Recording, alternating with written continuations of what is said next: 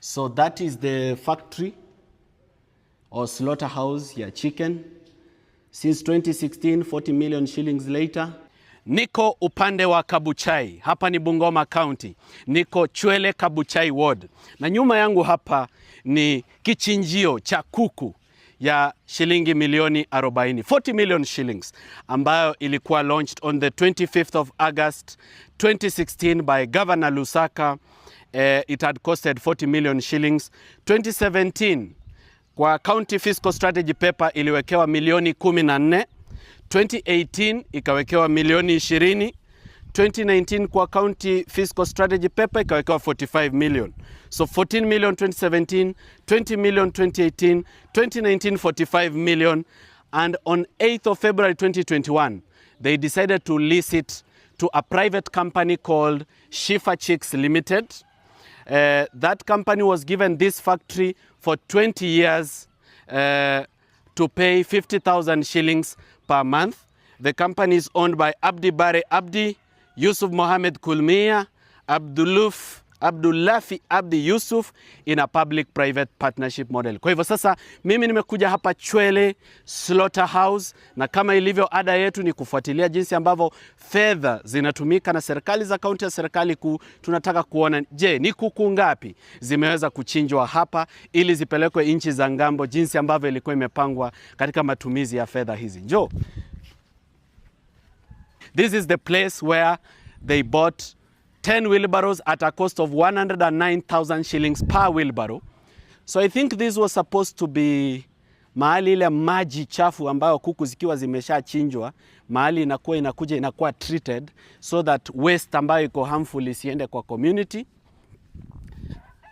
Nafikiri labda ilikuwa receiving bay ya kuku ni borehole, haikuwahi kufanyiwa test report. Ini holding area ya kuku, njoo. So holding area ya kuku unaona hata tayari ishanyesha. All this money has been allocated over several years, okay? Ukiangalia hizi vitu ni zile za kuhang kuku ikitembea. Acha niwafungulie muone. So kuku akishachinjwa, anachinjiwa hapa, damu inamwagika, anahangiwa hapa, alafu hao kuku wanapelekwa na hiyo conveyor belt. Remember on the day when this thing was being launched, kulikuwa na kuku na kulikuwa na watu na zilikuwa zinachinjwa. So this is it. So that is the factory or slaughterhouse ya chicken. Since 2016, 40 million shillings later, bado iko namna hii.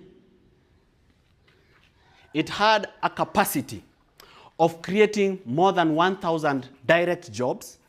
And for farmers who are going to grow the chicken, it would have supported more than 50,000 farmers. Wangekuwa nafaidika na hii chicken slaughter.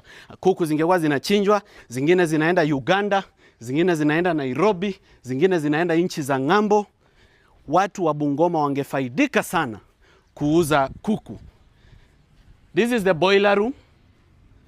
So boiler ndio hii, haijawahi kufanya kazi.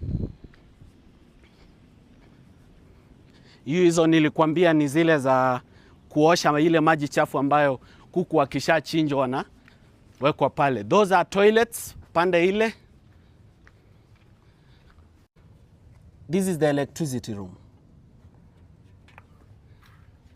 40 million, 14 million, 20 million, 45 million, alafu patia waria miaka 20 alipe 50,000 kwa mwezi yenye hajawahi lipa.